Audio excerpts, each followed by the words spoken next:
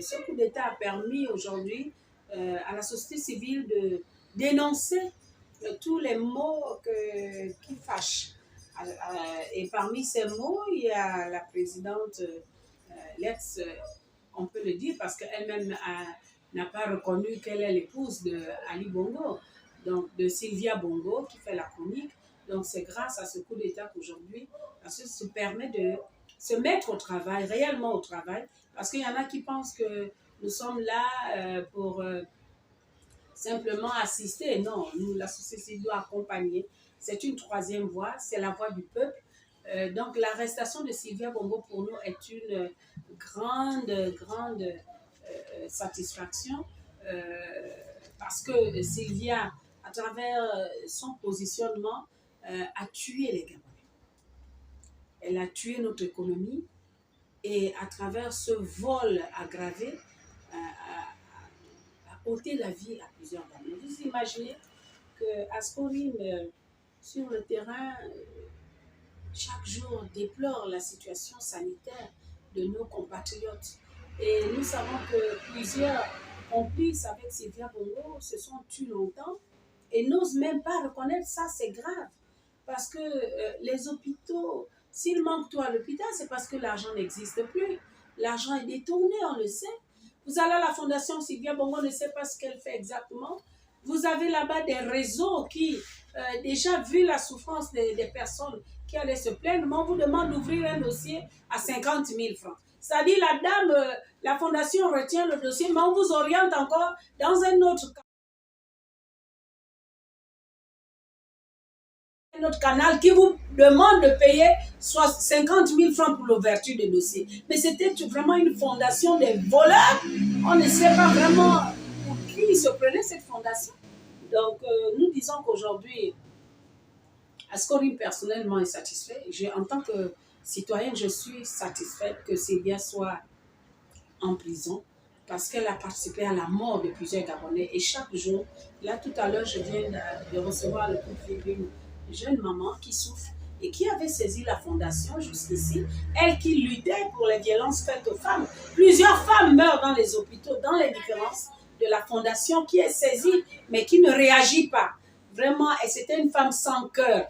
Elle n'est pas seule. Tous ceux qui ont contribué à côté de cette dame, parce que c'était ses conseillers ou ses hommes de main, doivent également payer et coper des peines pour ces crimes commis par cette dame à travers son imposture, parce que Sylvia Bongo était devenue le chef d'État de ce pays. Elle décidait sur tous les plans, surtout celle de la santé. C'est là où vraiment je ne saurais vraiment être docile avec cette femme, sans pitié, parce que j'ai vu des gens mourir tous les jours. Que ce soit du côté du centre de cancérologie, que ce soit dans les hôpitaux, que ce soit les femmes marginalisées qui allaient là-bas pour essayer d'avoir un soutien, mais la fondation a fermé les yeux. Je dis qu'elle doit payer pour ce qu'elle a fait. Pour nous, c'est une grande satisfaction, la société civile, parce que Sylvia a contribué à la déchéance de notre pays sur le plan économique et social.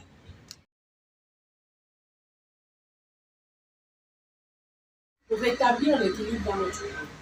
Vraiment, on a besoin de cette justice, mais des juges qui sont soucieux de ce qu'ils font, parce qu'ils ont prêté serment. On n'a plus besoin des juges corrompus.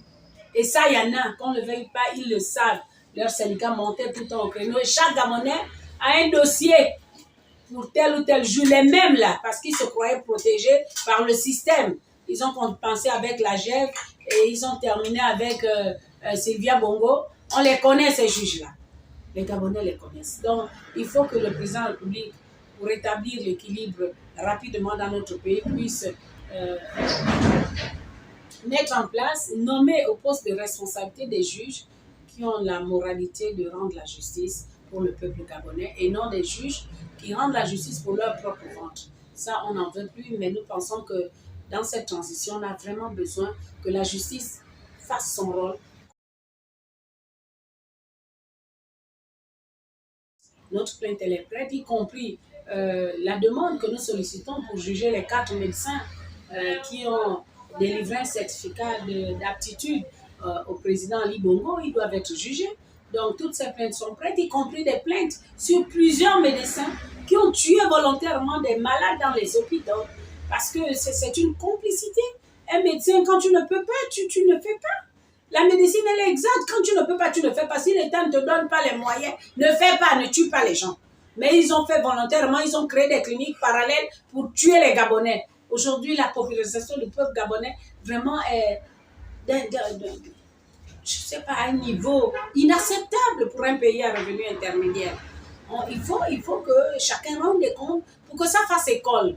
Parce que pour ce nouveau Gabon, il faut de nouvelles mentalités. Et tant que l'impunité sera toujours là, parce que là, les gens, si vous posez la question, c'est parce qu'on s'inquiète un peu sur le rôle de la justice. Et là, il faut que la justice change. Il faut aussi que les peuples gabonais, dans leur mentalité, changent. Les choses vont changer. Et ça ne peut pas changer par la volonté seule du président de la transition, mais par l'engagement de tout le monde. Tout le monde doit converger vers le changement de mentalité. Il faut qu'on dénonce ce qui est vrai pour que la justice fasse son travail. Et pour que la justice fasse son travail, il faut que nous dénoncions, nous apportons des preuves sur telle ou telle chose. Là, c'est flagrant. Vous verrez que dès que la justice va commencer à faire son travail de purification de ces voleurs, de ces personnes qui ont pillé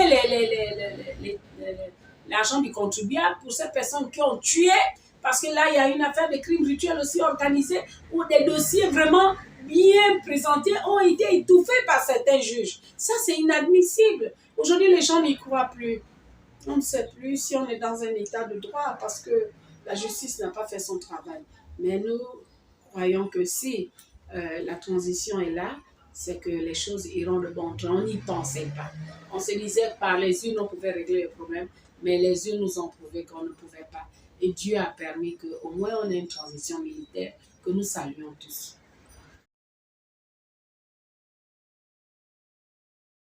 Les Gabonais ont souffert depuis 55 ans.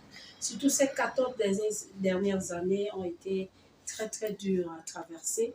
Et nous ne sommes pas surpris parce que tous les jours, nous recevons des compatriotes qui viennent vers nous se plaindre et qui ont soif de voir cette justice s'opérer, de voir ce changement que le président de la République a impulsé, cet espoir dans la vie du peuple gabonais. Vraiment, à la limite, vous voyez bien, je suis fatiguée, je dors très tard. Tous les jours, les gens viennent. C'est des histoires qui me poursuivent dans le sommeil. C'est terrible ce que les Gabonais ont vécu, Monsieur le Président. Ne soyez pas surpris qu'on vienne souvent devant les caméras nous exprimer parce que ça ne suit pas très rapidement. Moi, j'ai déjà déposé plusieurs dossiers dans certains secteurs pour qu'on puisse rapidement évacuer ces dossiers. Ne fût-ce que l'écoute, c'est déjà ça. Il faut écouter, il faut trouver des voies de sortie, il faut apaiser, il faut rassurer. Et c'est ce que nous faisons au quotidien, la société civile. Et nous espérons que les choses vont aller progressivement, mais de façon rassurante pour que le changement s'opère vraiment dans notre pays. Nous avons besoin de ça, Monsieur le Président de la République. Ce n'est pas pour vous acculer ou bien vous demander d'aller trop vite, mais il faut comprendre que les gens souffrent. Ils souffrent, ils ont besoin d'une oreille attentive. Et que ceux-là qui ont traité leurs compatriotes de la sorte doivent également payer pour ce qu'ils ont fait. Vraiment, ils ont fait du tort. Et c'est d'abord des Gabonais. C'est vrai qu'aujourd'hui, on accuse l'étranger, mais qui a ouvert la porte? C'est nous-mêmes, les Gabonais. Et ces Gabonais doivent le payer parce qu'ils apprendront à aimer et respecter leur pays.